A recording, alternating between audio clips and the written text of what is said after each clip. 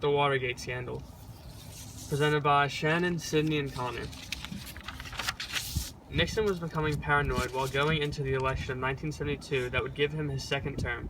He believed that he had people trying to set him up to lose, even though virtually he had every state voting for him as a Republican candidate.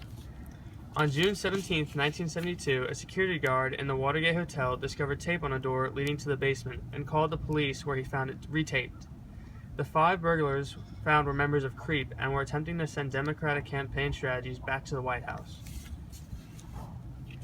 Woodward and Carl Bernstein were reporters who followed the story, finding direct links between the White House, government employees who were doing whatever was necessary to be certain that Nixon was reelected. This included obtaining millions from companies who wanted favors from the government and trying to use the IRS to pressure opponents. Nixon was rightfully so, became so paranoid about someone finding out about him that he bugged the entire White House to discover any rats. This included taping every conversation in the White House, including his own.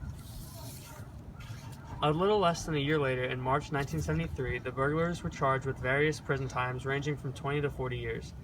Alexander Butterfield confessed about the bugs in the White House, but when the court asked for them, Nixon denied, claiming a threat to national security.